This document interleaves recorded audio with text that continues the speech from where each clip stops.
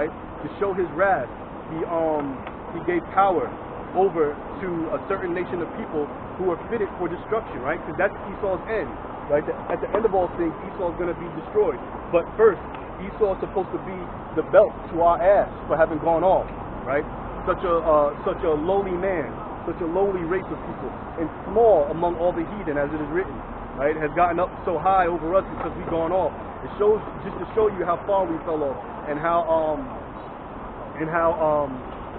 mad the Most High is with us, how displeased the Most High is with us, right? For us having gone off. Good.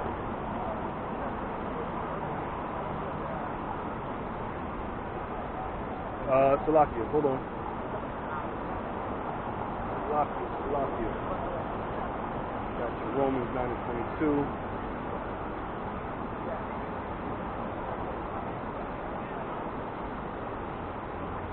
Salakia, brothers. Let me get some more meat off that bone. Salakia, Romans, good. Romans 9:22.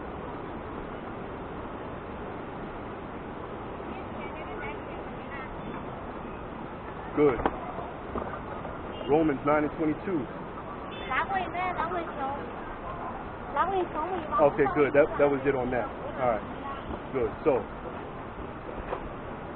yeah. So, and the so-called Edomites, they've done a good job in their position as rulership, right, in destroying the earth, and being as a belt, so-called, to speak to the world's ass. For Israel have fallen from grace, having not followed the law, statutes, and commandments of the Most High. So let's keep reading on. Let's go to Psalms 49:14.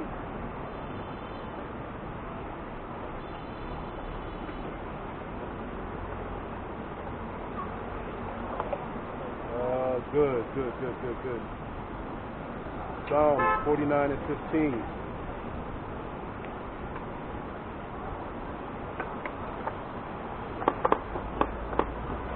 Good. Psalms 49:15.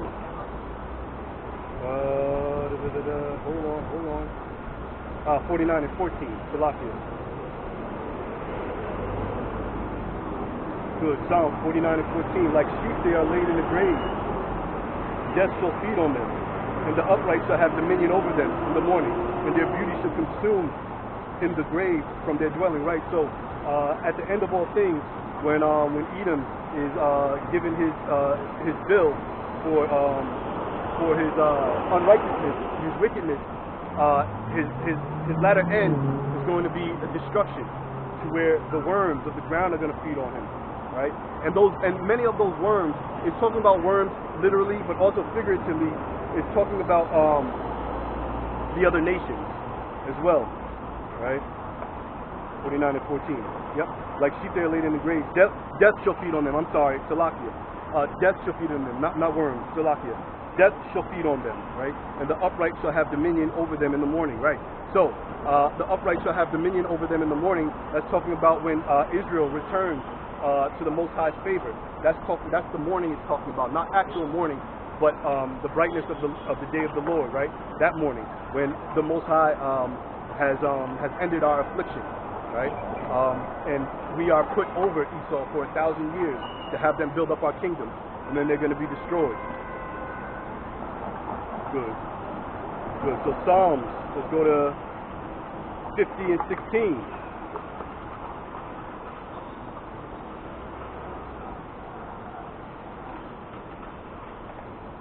Good. Psalms 50 and 16. But unto the wicked God said, what hast thou to do to declare my statutes? Right. Exactly. So,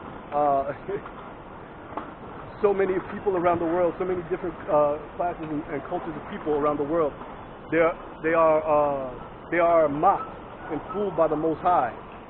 One, for their unwavering belief in the philosophy of Esau, the so-called white man, right?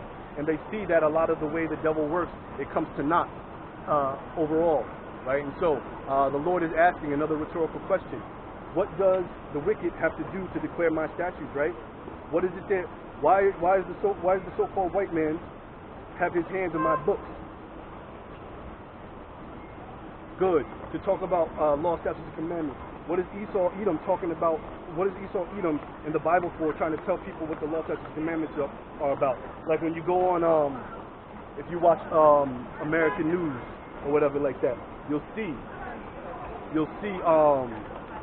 some of these pundits, some of these newscasters. They always like to go back to the Bible, and they like to use scriptures that fit their narrative, that give them an advantage, right? But they never like to read the whole book, like the scriptures, like it's written. Swallow the whole roll, right? You're supposed to swallow the whole roll, but they don't like to go deep into it and talk about Jacob and Esau, right? Because they know that condemns them, right? Because they know who they are according to the book, but they'll never bring it out. And so because of that, and because of what happened during the Renaissance with whitewashing and iconoclasm, they have the rest of the world believing that so-called white people are very righteous and upright and moral. But you know, out here in Southeast Asia, they've been dealing with these white people for hundreds of years, right? Starting with the French and the British, right? And they actually know the truth about the true characteristics and nature of these so-called white men, right? How they fly all over the world and they indulge in pederasty, right? And man-boy lust and child sacrifice and child abuse, right? Many of these Asian countries, they've been dealing with the so-called white man for a long time, and they know his true character. The problem is that in order to do well in this world, you have to go along. You have to get along to go. You have to get along to go along, right? Or you have to go along to get along, I should say, rather, Salakia, right? And that's what you have with a lot of these Asian cultures, is that they're happy just to turn a blind eye as long as they can take advantage of the benefits of being in league with Esau. But as we're starting to see, a lot of that is beginning to change, right? Many of the Asians, they were put on notice after COVID, right? They saw the hard way.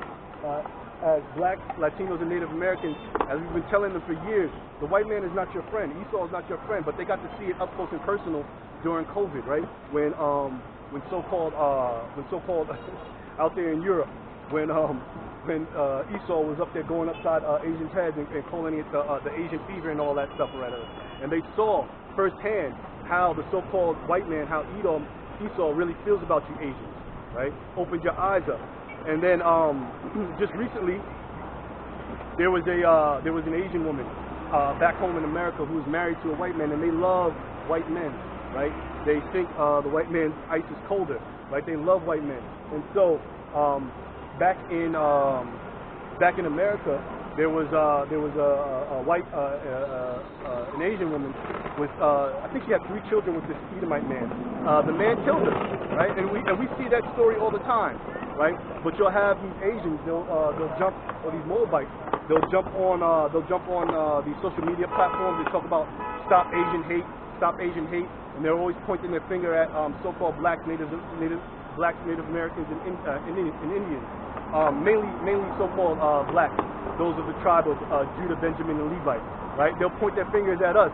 But when you go into the crime statistics, it's actually so-called Edomites that commit the most crime against Moabites, right? But they never talk about that, right? They never point their finger at Esau when it comes to who's actually proliferating the most amount of Asian hate crime, right?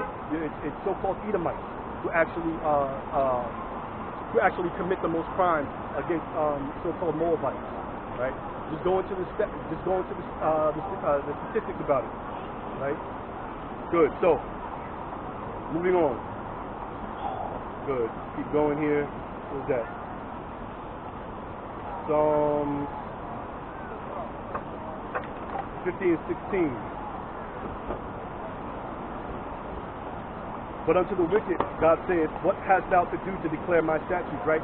So what does the so-called white man have to do to declare the statutes, the law, statutes, and commandments of the Most High? Because he doesn't keep any of them, right? He's a hypocrite, right? From the beginning, he'll tell you, thou shalt not kill, right? Thou shalt not commit adultery. Thou shalt not steal, right? And yet, they have laws on the books that where loopholes are written in that allow these things to be proliferated. You have they set up websites where people can commit adultery in peace, right? What's the name of that website? One of you brothers can help me out in the comments when you see this video. It was very shocking. It came out a few years ago when somebody had broken into the data bank of this particular website and revealed the names of all the congressmen, senators, judges, and doctors and lawyers and stuff like that, right?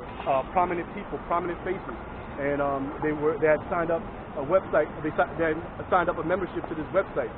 This website was strictly for the purposes of cheating on your spouse, basically committing adultery, right? So the Lord is asking, what has thou to do to declare my statutes, right? When you don't keep any of them, right? Everything that's against the Most High, because you write a law and say that it's okay, then people feel that it's all right, right? You talk about homosexuality, right? You talk about, and soon they're going to try to start writing into the law the allowance of child sex abuse, right? You're going to see that come back real heavy and strong, right? Good. Or that thou shouldest take my covenant in thy mouth, right? So the covenant, the promises of that were given to Jacob, right? Those promises are not for you. So why do you think that because you're rich, right? As is written,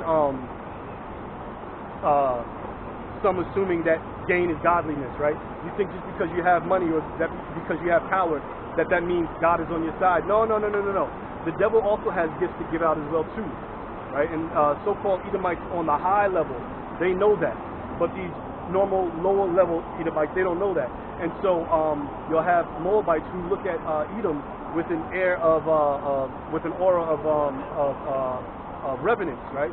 They put Esau on a high level in terms of social status, right? And they want to be like Edom Esau, right? But there's going to be to the destruction in these last days, right? As it is said, those join hand in hand, right? Because we know that Moabites, so-called Moabites, they love Esau. Good. Hebrews 12 and 16. We get Hebrews 12 and 16. Bear with me, brothers.